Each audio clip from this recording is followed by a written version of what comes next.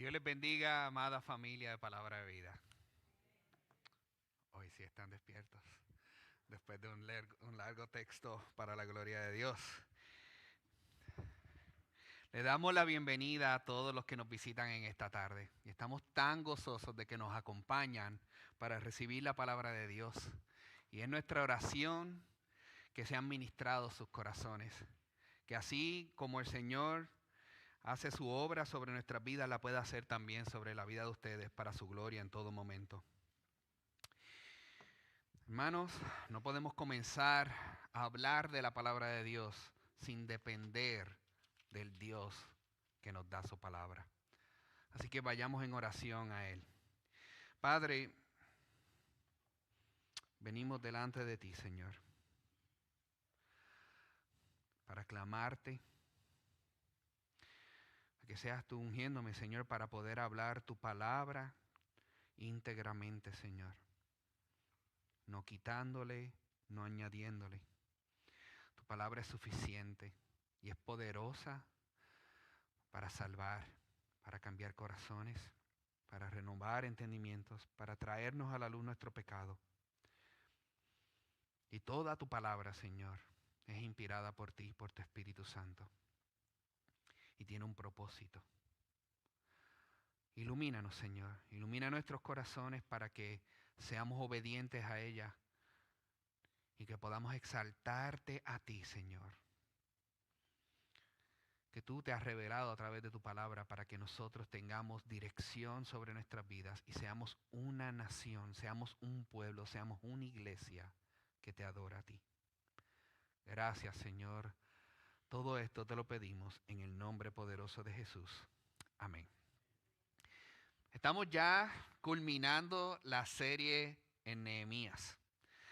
Y nosotros vemos en el panorama de Nehemías la fidelidad de Dios en que Él cumple su promesa de preservar su pacto, preservando a su pueblo para cumplir su propósito de sostener esta genealogía que iba a culminar con la llegada de Cristo a través de esto. Eso significa que Dios, ante cualquier obstáculo, Él va a cumplir su palabra fielmente por Él mismo, porque Él no miente y Él es fiel. A través de Nehemías, nosotros vemos y hemos podido caminar en esta historia donde las murallas son restauradas en Jerusalén. Y esto restaura la imagen y la gloria de Dios a través de su pueblo y una adoración genuina a Él. Una vez restaurada estas murallas, nosotros vemos algo impresionante y milagroso y poderoso. Y es que una nación completa, hombres, mujeres e inclusive niños que tenían entendimiento, se reunieron como un solo pueblo, como una sola persona y decían, danos tu palabra. Danos tu palabra.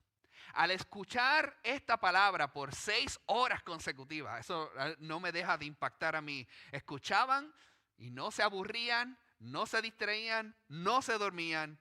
Ellos estaban prestando con atención en todo momento que Dios nos quiere hablar a nosotros. Y a través de ello vemos corazones quebrantados, dolidos, porque veían su pecado, su rebeldía contra Dios.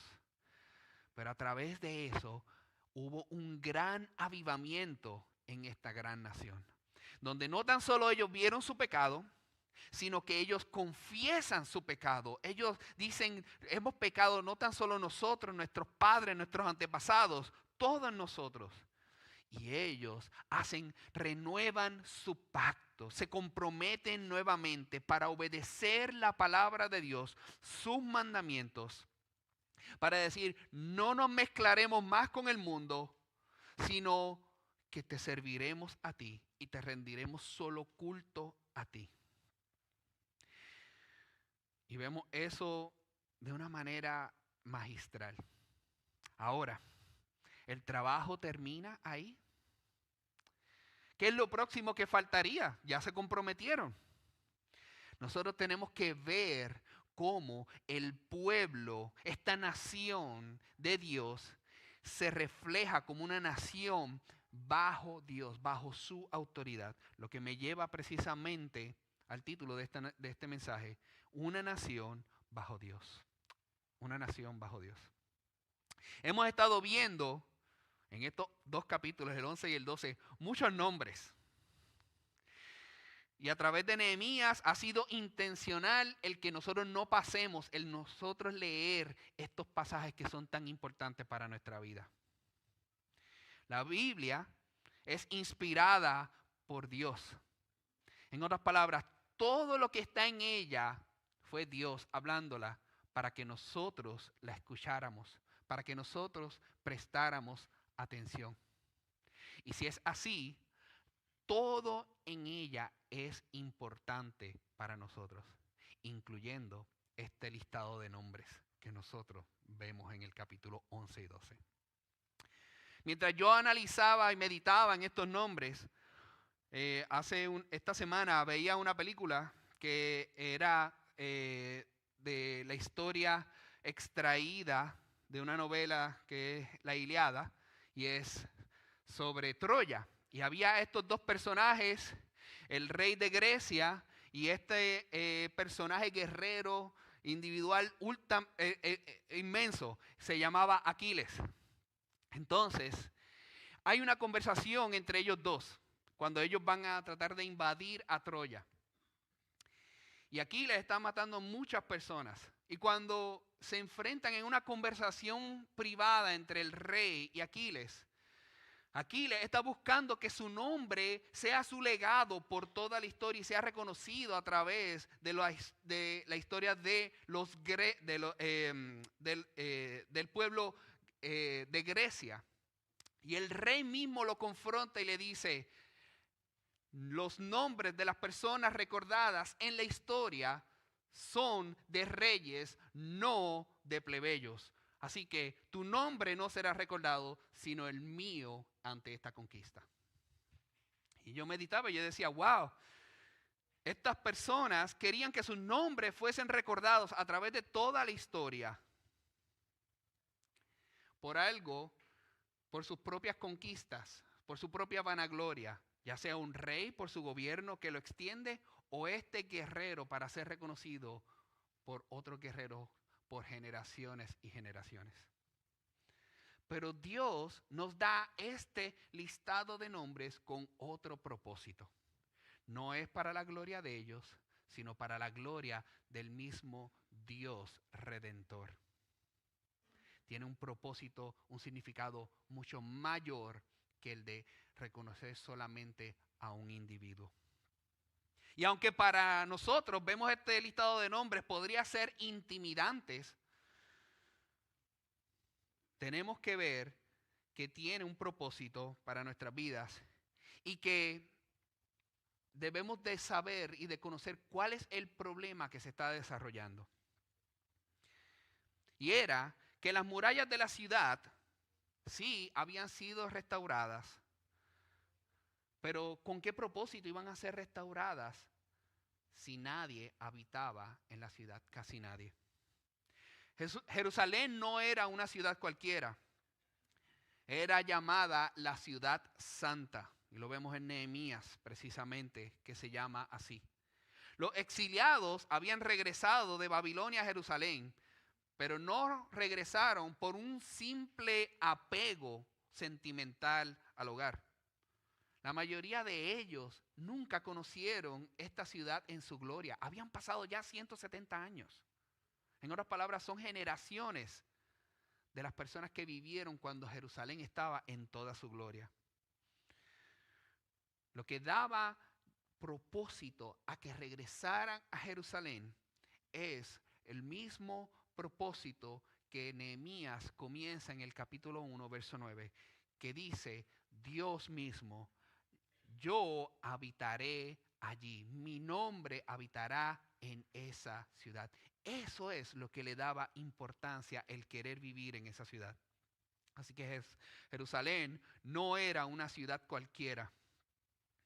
Una vez construidos los muros de la ciudad, el pueblo de Dios renovó su relación de su pacto con Dios y el compromiso con su Señor de obedecerlo a Él y seguirlo a Él. Y ellos querían identificarse claramente, estableciéndose como una comunidad piadosa, una comunidad que obedecía a la ley de Dios y que la bendición caía sobre ellos para que otras naciones, otros países, otros pueblos los miraran como modelo y buscaran a Dios. Pero este compromiso no iba a ser suficiente si las personas que están dispuestas a vivir, si no había suficientes personas para vivir en la ciudad. Sería una pérdida de tiempo y esfuerzo. Así que tenemos que repoblar esta ciudad. Nehemías nos está compartiendo. Miren el conflicto con el que nos estamos encontrando. Esta mayoría de personas vivían en el campo.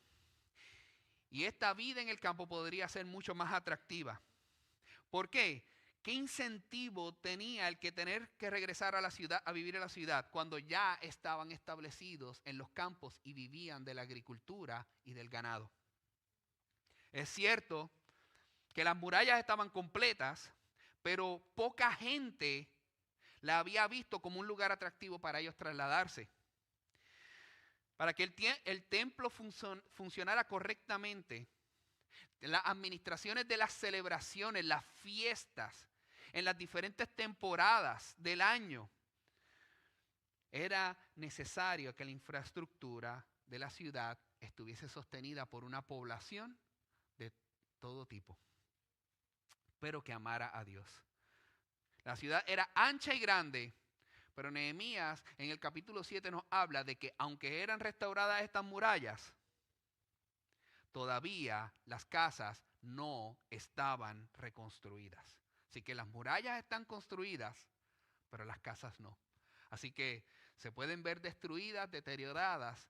¿Y quién le gustaría mudarse así? A nadie.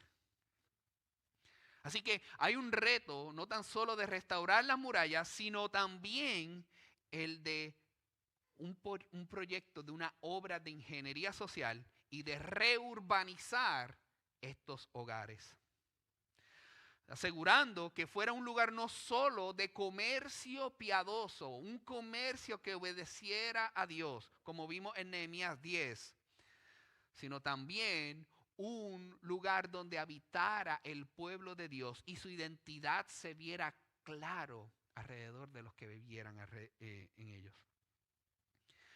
Esto es bien diferente a nuestra época. Hoy día, cuando se levanta una ciudad, cuando se construye una ciudad, cuando urbanizaciones se están construyendo, lo que hace atractivo que la gente quiera mudarse es, primero, que son casas nuevas, y segundo es que tienen alrededor de ellos lugares de comercio, restaurantes, bares, clubes, lugares artísticos, escuelas, centros comerciales, apartamentos lujosos, cosas atractivas que llamen la atención para que las personas puedan decir, nosotros queremos vivir cerca de esos lugares. Pero aquí Dios está buscando repoblar su ciudad lleno de hombres, mujeres y niños que adoran al Señor y viven para Él. Les repito, Jerusalén es llamada la ciudad santa. El trabajo de Nehemías se había centrado en restablecer a Jerusalén como una ciudad apartada, santificada, diferente a cualquier otra ciudad del mundo. Los jefes, como vimos en el capítulo 7, regresaron a la ciudad, pero era su responsabilidad estar ahí. Pero ahora, para garantizar que una población suficiente en la ciudad se llenara y que se pudiese establecer, era necesario que se extrajera el 10% de todo el pueblo de Israel que se trasladara a Jerusalén. ¿Y cómo lo hicieron? Ellos echaron suertes. Y esto parece de inmediato algo improvisado, algo no planificado. Pero tenemos que prestar atención que cuando echaron suertes, ellos no estaban tomando en consideración los lazos familiares, las relaciones ya establecidas alrededor. Se hacían sacrificios al hacer esto. Cuando familias, amigos, adultos, niños que se conocían, todas estas familias, hijos, padres, caían dentro de esta suerte del 1 de cada 10. Ellos iban en sacrificio, pero lo hacían en obediencia a Dios. La vida en la ciudad habría sido muy diferente a la vida en un pueblo, en una aldea de las afueras. Y Dios puede utilizar diferentes medios para dar a conocer su voluntad. Pero algo que nosotros no conocemos o tal vez no estamos familiarizados en el Antiguo Testamento es que el pueblo judío veía claro que Dios estaba en control de todo. La suerte para nosotros es algo improvisado, pero para el pueblo judío, Proverbios 16 nos dice, la suerte se echa en el regazo, mas de Jehová es la decisión de ella. En otras palabras, cuando ellos echaban suerte, ellos no estaban echando suerte para saber improvisar quién se iba a ir. Ellos entendían con claridad que todo estaba sujeto a la soberanía de Dios y ellos estaban dispuestos a someterse a su soberanía. Ahora, con esto yo no les quiero decir a ustedes que ahora deben de tomar decisiones echando suerte, por favor. No tiren una moneda, no digan cara o cruz, tiren los dados para tomar decisiones en sus vidas. Eso no es lo que les quiero comunicar. Ya que ahora nosotros vivimos bajo un nuevo pacto. Nosotros tenemos el Espíritu Santo que mora en cada uno de nosotros. Y sabemos que Dios da a conocer su voluntad ya expresada clara en su palabra. Donde nos trae a convicción o nos muestra nuestras motivaciones. Y nos llama en nuestro ser interior para ser obedientes a Él y a su voluntad. Pero también utiliza hombres, mujeres piadosos que conocen la palabra de Dios, que oran y buscan la dirección de Dios y pueden guiarnos. Y también el Señor, a través de circunstancias, abre o cierra puertas. Aunque nosotros ahora no debemos de vivir la vida tomando decisiones, echando suerte, nosotros tenemos que tener claro que Dios es soberano. Y que Él puede utilizar circunstancias inusuales para llevarnos a tomar decisiones concretas. Lo importante de todo esto es que mientras nosotros caminamos en una vida de oración, de búsqueda de la palabra, queriendo obedecerle a Dios, tenemos que confiar en la guianza de Él. Eso es lo importante. Una vez escogen estas personas, la respuesta de todos ellos que son escogidos, ellos dicen, sí, yo caí en eso, ahora yo voy a obedecer y voy a ser parte de esta repoblación. Así que el pueblo completo bendice el sacrificio de estas personas que tomaron la decisión de repoblar la ciudad. La mayoría de la gente prefería vivir en las aldeas que en el interior de Jerusalén. Pero el trasladarse a Jerusalén significaba un cambio de entorno, un cambio de vecinos, un cambio de amigos para los niños, un cambio de estilo de vida. Pero su lealtad al propósito de mantener la comunidad de Dios, multiplicarse y crecer, ellos estaban dispuestos a hacerlo por amor a su dueño. Y entramos entonces en todos estos nombres ahora, largos, desde el versículo 4 del capítulo 11, continúa hasta el versículo 26 del 12.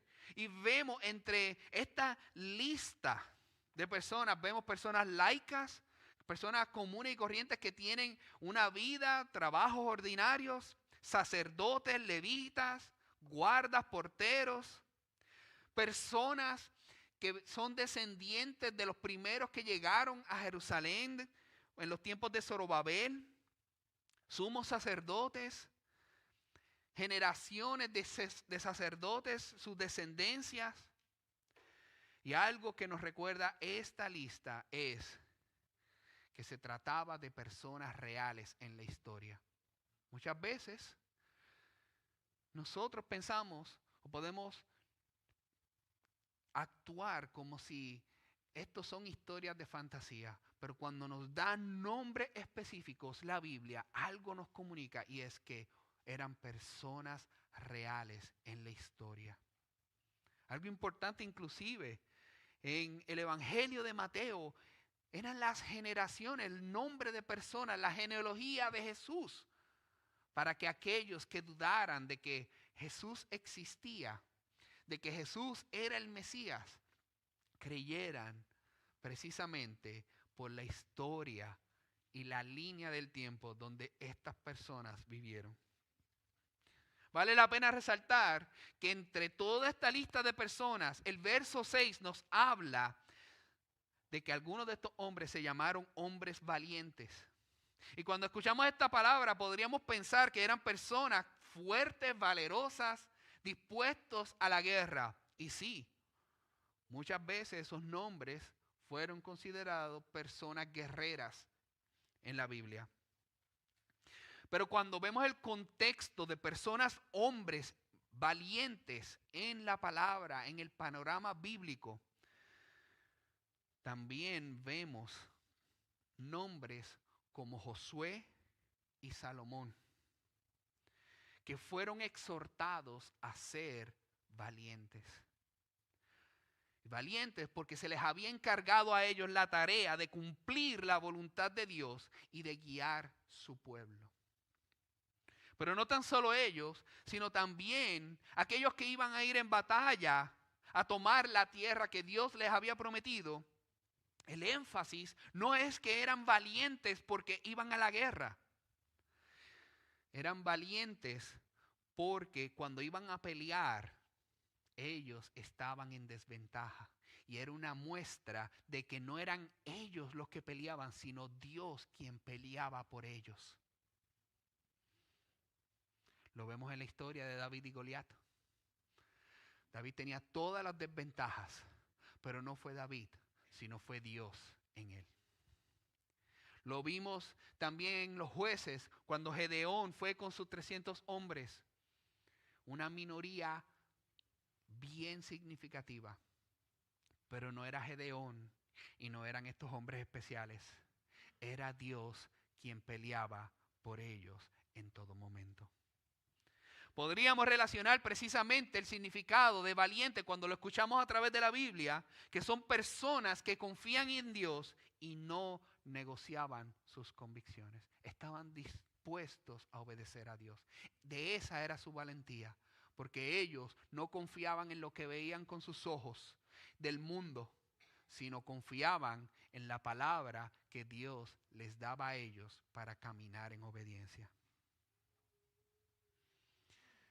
Amados, hace falta mucho valor, fe en Dios, en otras palabras, para nosotros abandonar una situación cómoda, la vida donde tal vez nosotros estamos ahora aquí, y trasladarnos a un lugar diferente para obedecer a Dios y que un pueblo más crezca, una nación más se desarrolle para su gloria, que lleve la identidad de Cristo clara, para que el evangelio siga siendo esparcido.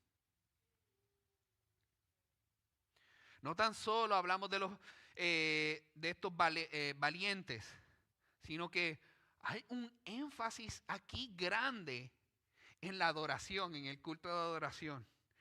Hay muchos cantores, y específicamente cantores que estaban bajo las órdenes del rey. El rey David, que había dado órdenes especiales con respecto a estos cantores, que si desean conocer más, pueden a través de la lectura en Primera de Crónicas, capítulo 25. Vuelvo y les repito, puede parecer tedioso encontrar tanta lista de genealogía, pero esto nos recuerda a nosotros, una vez más, la labor que Dios realiza a través de individuos. Aunque se trate de una actividad comunitaria, cada persona de la comunidad, del pueblo de Dios, de la iglesia de Dios, es importante y recibe responsabilidades y es parte integral de estas actividades de la comunidad como una iglesia, como la iglesia de Cristo. No solo los líderes son destacados aquí. Era necesario para la obra de Dios la comunidad de todos que estén involucrados en esto. Es lo mismo que Pablo nos habla a nosotros en Efesios capítulo 4. Que el Señor ha dado dones a cada uno de nosotros, hombres y mujeres,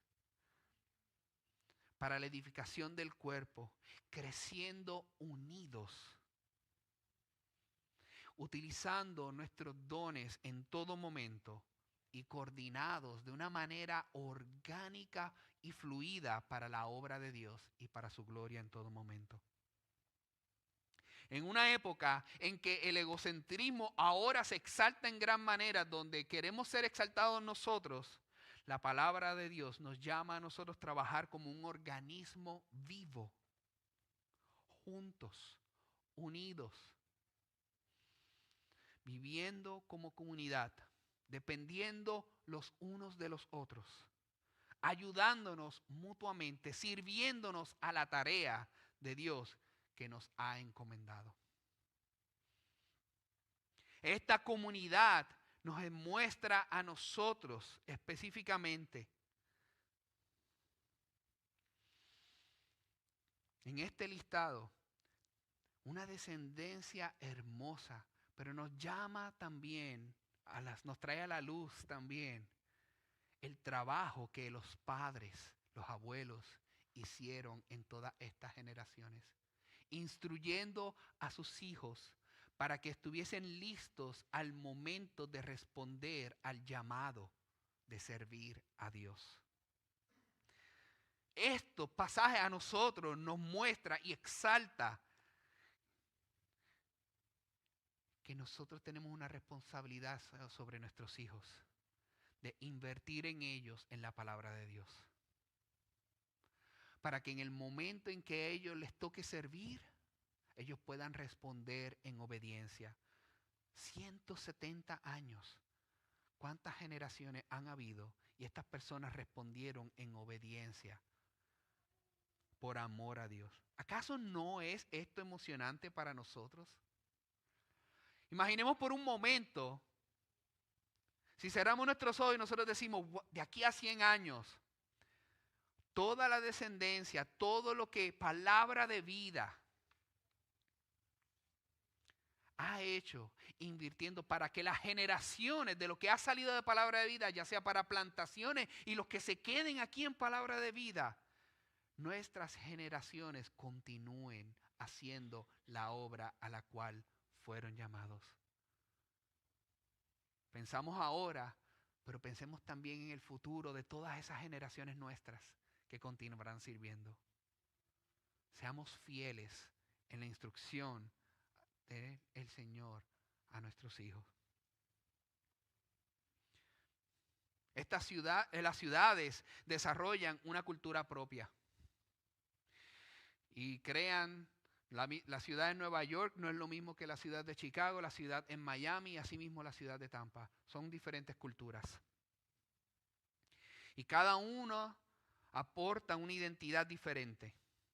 Todo depende del comercio, las personas que se reúnen allí y las influencias que hayan. Pero aquí nos está hablando específicamente de una ciudad que está desarrollando su propia identidad, una identidad no por ellos mismos, sino que Dios mismo les da esa identidad. Una identidad que glorifica, obedece y sigue la palabra de Dios. En otras palabras, palabra de vida y cualquier otra iglesia que es establecida, su llamado es a mostrar su identidad y ser influyentes al pueblo en donde ellos se encuentren. ¿Cómo estamos influenciando aquí en Tampa palabra de vida? ¿Cómo palabra de vida es siendo influyente en este pueblo donde Dios nos ha colocado? ¿Estamos buscando y ganando terreno a través de la predicación del Evangelio? sirviendo a familias, mostrando el amor de Cristo y dando justificación y razón que es por nuestro Salvador que nosotros continuamos sirviendo fielmente, valientemente?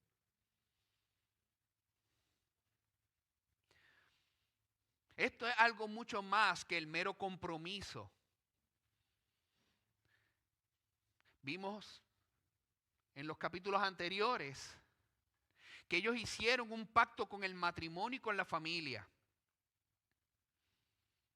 Y esto es un mero compromiso mucho más que solo estas instituciones de amor como el matrimonio y la familia. Está extendiéndose a la institución de la iglesia. Vemos un modelo claro. Primero comienza en tu hogar. El pastor Eric lo ha mencionado en otras ocasiones. El evangelio comienza primero en tu hogar. Entre esposo y esposa. Con tus hijos. Pero así se sigue extendiendo a la iglesia de Dios. Y nos proporciona a nosotros una oportunidad de reflejar la bondad de Dios en todo momento. Llevando el pacto que a través de Cristo nosotros llevamos el mensaje de redención y de salvación para otros. Pasajes como estos de Nehemías relatan un propósito redentor para la ciudad de Jerusalén, que más tarde se convertiría en algo más profundo y más glorioso. ¿Qué es eso? Dios tiene la intención de poblar una ciudad, la nueva Jerusalén, a la que acudirán multitud de naciones, como nos muestra a nosotros Apocalipsis. Esto es solo una sombra de lo que Dios culminará haciendo cuando reúna a toda su ciudad, naciones, personas de diferentes naciones, pero siendo solo una nación de Cristo. Estas personas con un nombre diferente vivirán en comunidad, unas con otras, con su Salvador. Qué esperanza tan maravillosa nosotros tenemos. Por tediosa que parezcan estas listas, cuando pensamos en la lista de los nombres que pertenecerán, que van a pertenecer y que ya están inscritos en el libro de la ley, ¿cuántos de ustedes quisieran conocer esa lista? Yo no sé ustedes, pero si alguno de ustedes, sus hijos han participado en alguna obra teatral o musical y te entregan el manual de todos los que van a ser participantes, cuando tú abres ese libro, ¿qué es lo primero que tú buscas? Tú buscas el nombre de tu hijo. E inclusive de los que se gradúan de la escuela superior. Cuando tú ves ese listado de cientos de jóvenes que se están graduando, tú abres el listado y lo que tú buscas es el nombre de tu hijo o de tu hija con el propósito de sentir ese gozo, disfrute, alivio y deleite. ¿Cuánto más para nosotros cuando quisiéramos vernos en ese libro de la ley, nuestros nombres estén inscritos allí?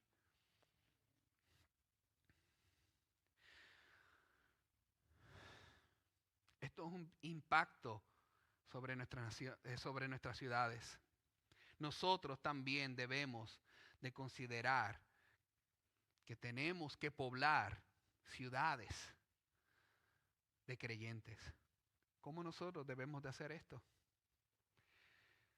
¿Cómo puede ser nuestro plan para nosotros poder establecer ciudades, modelos de comunidades de creyentes que impacten y que definan esas ciudades, que protejan y cuiden las familias, que le traigan gloria a Dios, manteniendo el diseño y sus ordenanzas en todo momento? Bueno, debemos de hacer vidas en esas regiones. Debemos ser una comunidad en esas áreas donde se vean, donde la iglesia sea conocida en todo momento. No que dicen, hay una iglesia ahí, pero no conocemos a nadie. No, que Palabra de Vida y todas las plantaciones que haga Palabra de Vida sea conocida esas iglesias para su gloria. Debemos ser una comunidad cristiana que se vea clara, que ama al Señor, siendo una comunidad bíblica en todo momento. Que aunque estamos en el mundo, no somos del mundo ni pertenecemos al mundo, sino que vivimos en el mundo bajo los estatutos de la palabra de Dios, trayéndole gloria a Él. Trabajamos al 100%, pero no lo hacemos por el jefe, lo hacemos porque le traemos gloria a Dios íntegramente. Conocemos a nuestros vecinos y les servimos y oramos por ellos, no porque solo queremos establecer relaciones, sino porque le queremos traer gloria a Él.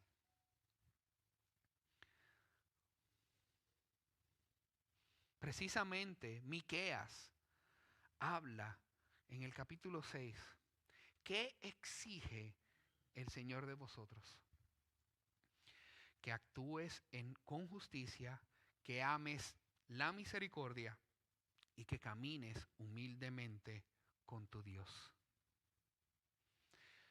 Ante eso, nosotros necesitamos, cuando impactamos una ciudad, necesitamos tener una visión clara. Y la visión de toda iglesia debe de ser en todo momento que el evangelio sea conocido a toda persona que esté alrededor. Nuestra visión es hacer conocidas las buenas noticias del evangelio, con el propósito de que Dios continúe añadiendo a su iglesia, porque es Él quien hace la obra, no nosotros. Solo nos corresponde ser obedientes y compartir su evangelio, su verdad, para que más personas sean rescatadas. Esto nos lleva a nosotros, ante estas personas que se reúnen, produce en ellos una adoración. Vemos una celebración hermosa y dedicada a las murallas de Jerusalén por la obra que el Señor había hecho, como una ciudad que le pertenece a Dios. Esta celebración es una declaración de que esta ciudad es donde se da a conocer el nombre de Dios. Esta ciudad cumple la ley de Dios y en esta ciudad rinde adoración al único y verdadero Dios. Eso es lo que está haciendo, está documentando aquí Nehemías. Ellos inclusive entran en ritos de purificación. No nos da detalles Nehemías, pero sabemos que ritos podrían ser ayunos, sacrificios, lavarse con agua, usar ropas limpias, por otros pasajes en el Antiguo Testamento.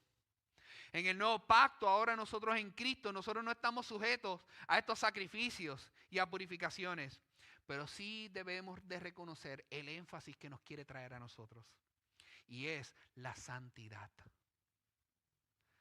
Los líderes del pueblo de Dios y el pueblo de Dios deben ser sensibles a las cosas que pueden contaminarnos. Y debemos de nosotros limpiarnos, santificarnos continuamente como instrumentos en las manos de nuestro Redentor. La santidad es uno de los temas más centrales en la palabra de Dios y algo a lo que Dios nos llama a nosotros. Precisamente Primera de Juan nos habla a nosotros como creyentes que todavía, aunque hemos sido salvos, pecamos. Y que necesitamos continuamente ver nuestro pecado, traerlo en confesión a nuestro Dios, arrepentirnos de nuestro pecado, y Dios es fiel y justo para perdonarnos. El propósito queda muy claro. Esta es una celebración de alegría. ¿Y en qué manera? Estamos hablando de miles de cantores, de cientos de cantores en las murallas, alrededor, uno a un lado y en el otro al lado opuesto, caminando sobre la muralla. Estas murallas no son murallas donde caminaban en columnas que se podían tambalear de un lado a otro. Se dice que se extendía a 9 pies de ancho. Y estamos hablando que estos cantores con sus instrumentos caminaban alrededor en estas murallas, encima de ellas, cantando y tocando sus instrumentos en alabanza. Instrumentos de cuerdas, trompetas y címbalos. Yo no he participado de uno, pero lo he visto en televisión. Cuando vemos las paradas en los estadios de fútbol americano que ven estas personas con sus instrumentos, caminando, haciendo coreografías en todo momento. Y estamos hablando de cientos de personas tocando, cantando. Imaginen eso en un coro de alabanza y de exaltación al Señor que los redimió, los rescató y los regresó a su pueblo. Y las personas que estaban tal vez en el centro mirando en las murallas, todas esas personas tocando. Qué imagen tan gloriosa y hermosa. Esdras con un grupo al sur y Nehemías con otro grupo en el norte. El punto culminante se produjo cuando ambos coros entraron en el templo, donde ofrecieron en aquel día grandes sacrificios y se alegraron porque Dios les había hecho gozar con gran gozo. Y se alegraron las mujeres y los niños también.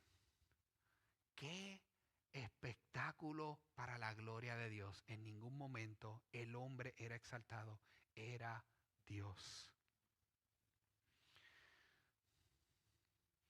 Vale la pena nosotros meditar precisamente en estas características de celebración. Ellos buscaban la pureza. Ustedes saben que un gran obstáculo para la adoración es nuestro pecado.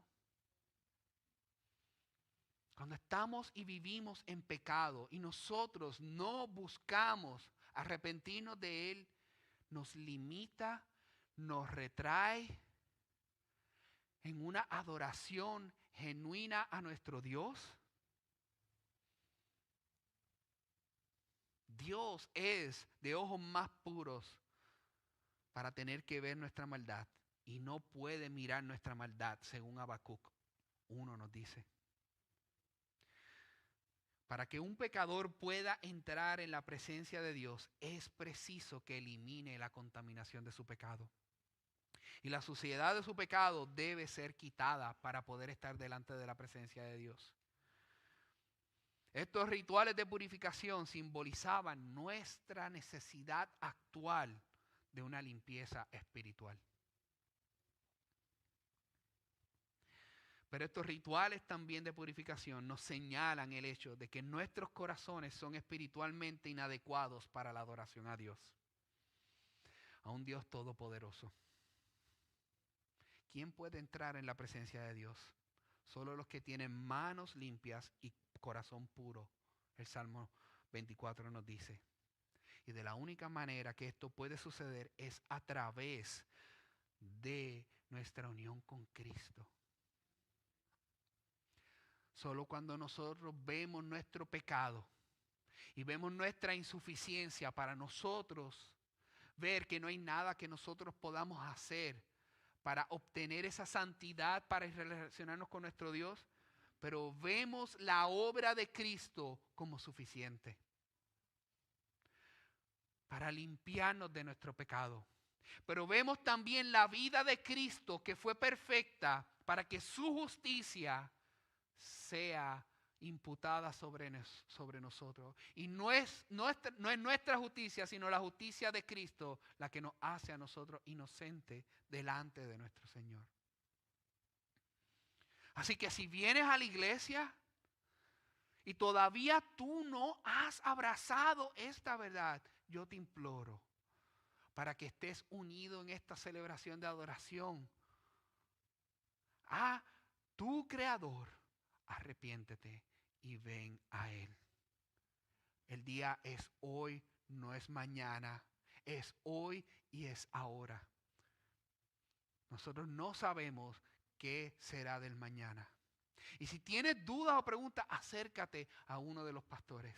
Acércate a uno de los líderes. Hay hombres y mujeres piadosas que están dispuestos a sentarse contigo, a caminar a través del Evangelio de Jesucristo, para que puedas recibir salvación. Ven a Él. Ya que la ciudad había estado en manos de gentiles y habían muerto tantas personas, ellos inclusive purificaron los muros porque sabían, tenían esa conciencia de que era necesario para ellos de que sea Dios reflejando es que es una ciudad para Él. Vemos también, además de la purificación, la música. Y es Dios dota a su iglesia y a su pueblo con personas con dones para que toquen instrumentos y canten y enriquezcan la alabanza bíblica de una congregación reunida para su gloria en todo momento. Qué maravilloso. Por eso cantamos los domingos. Por eso nos reunimos y adoramos al Señor.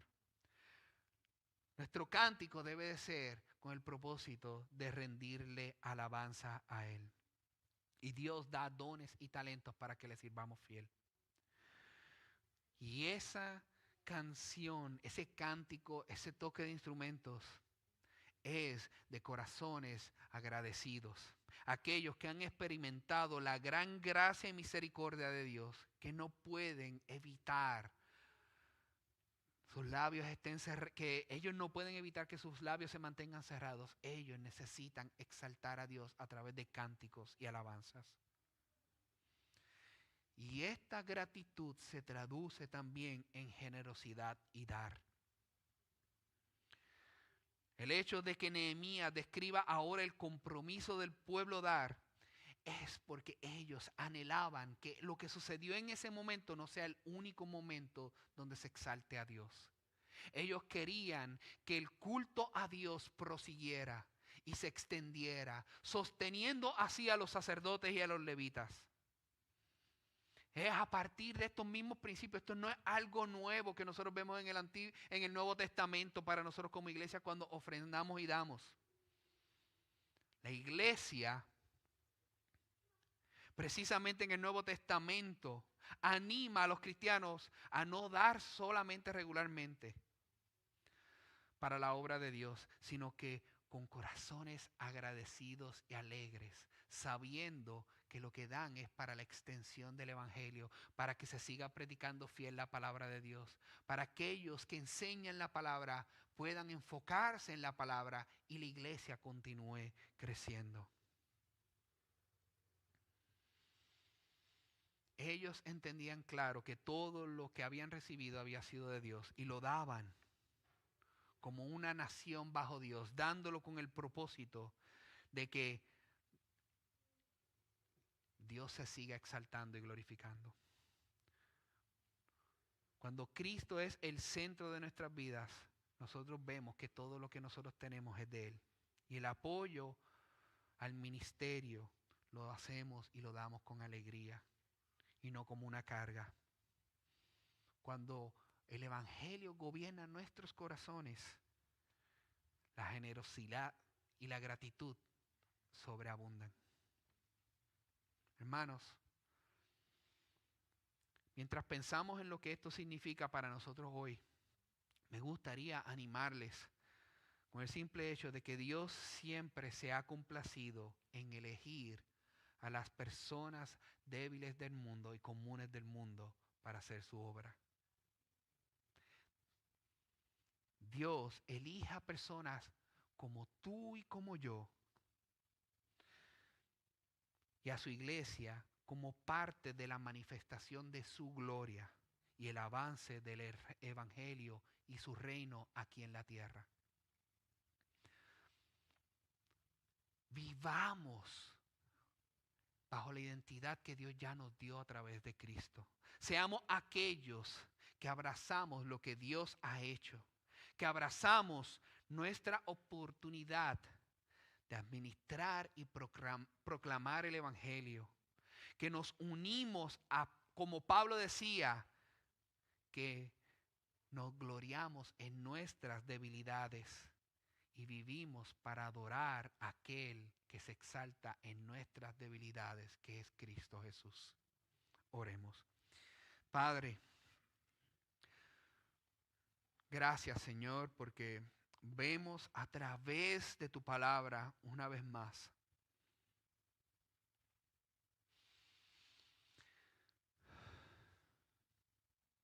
la obra de salvación que tú haces, aquellos a quienes tú has escogido. Y reúnes a tu pueblo para adorarte y vivir en obediencia a ti para que otros puedan ver tu gloria. Y que a través de eso tu evangelio se siga proclamando y exaltando en todo momento. Ayúdanos, Señor, a ser fiel. Que aunque nos reunimos cada domingo, que no lo hagamos por rutina, sino con una genuina pasión de ser un pueblo que muestra y refleja tu gloria en adoración, con pasión, con amor, con deleite, con conocimiento, con la intención de buscar cada vez más tu sabiduría, Señor. Ayúdanos, Padre. Esta obra no la podemos hacer por nuestras propias fuerzas. Somos, Señor, por nosotros mismos fracasados. Pero tu Espíritu Santo, nuestro consolador, nuestro ayudador, nos guiará, nos apuntará a Cristo, a tu Evangelio, para que así continuemos llenando otras ciudades, Señor, multiplicando más iglesias para tu gloria y que comunidades de creyentes brillen y sean luz en un mundo lleno de oscuridad y perversidad. Danos, Señor, la valentía, la tenacidad para ser obedientes a ti y no desanimarnos en la obra que tú has puesto para delante de nosotros, que es tan sacrificada, Señor. Haciéndolo con gozo y con deleite, mostrando que nosotros somos una nación que te exalta a ti, al único y verdadero Dios. Glorifícate, Padre. Gracias, Señor, te lo pedimos en el nombre poderoso de Jesús. Amén.